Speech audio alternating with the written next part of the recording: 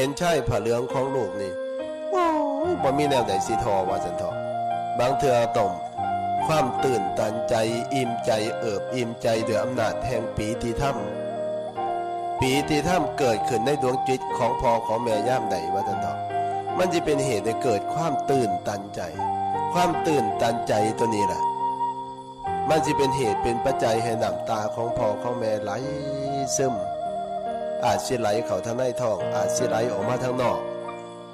ด้วยความปลื้มอกปลื้มใจปีติยินดีเพราะนั้นคันเฮาบวชเข้ามาแล้วเนี่ยคันบ่สนองคุณในส่วนนี้นะคือเฮาเฮ็ดไปมาล่ำมาร้อยนั้นบาปนักบ่แม่นธรรมดานะบวชเข้ามาแล้วนะพอเพิ่นภูมิใจยังอยู่เฮือนจังสิสมมติว่าเฮาบวชเข้ามาแล้วนี่เพิ่นเบาใจสบายใจบ่ได้เป็นห่วงภวักพะวงนี่ว่าโอ้ยเข้าสู่ร่มผ้าคาสวพัดแล้วเป็นสิ่งที่ประทับจิตประทับใจเลยว่าห่วงกะเศร้าห่วงเพราะว่าบ่ได้ไปใส่มาใส่บ่ได้ขี่รถไปหันไปนี่สิเกิดภวักพะวงคันเฮาเป็นโยมอยู่บัดนี้คันลงเฮือนไปปัดนี่ความวิตกกังวลย่อมเกิดขึ้นแก่พ่อแก่แม่ทันทีพ่อแม่บางคนที่หักลูกมากก็ยิ่งนอนบ่หลับคันลูกบ่กลับมาก็ต้องเป็นห่วงอยู่อย่างสั่นว่าซั่นเถาะคันขี่รถไปปุ๊บ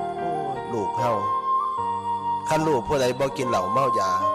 ก็สิมีความทุกข์อีกแบบหนึ่งคันลูกผู้ใดกินเหล้าเมายาอีกบัดนี้ยิ่งเพิ่มความทุกข์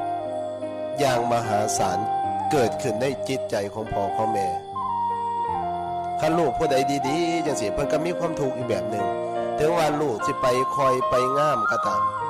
แต่ว่าความเป็นห่วงนั้นบ่เคยเหือดแห้งไปจากดวงจิตดวงใจของผู้เป็นพ่อเป็นแม่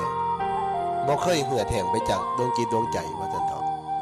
คันลูกเต้าอยู่ดีสบายอยู่เฮือนอยู่ซ่านเนี่ยเพิ่นจังนอนตาหลับสบายอันนี้คือความเป็นห่วงแต่ว่าคันเฮาบวชเข้ามาแล้วบัดนี้คันว่าเฮาประพฤติดีปฏิบัติชอบอยู่ด้วยความสงบเสงี่ยมคันพอบวชบัดนี้ลูกเต้าก็ภูมิใจคันว่าพอบวชเขา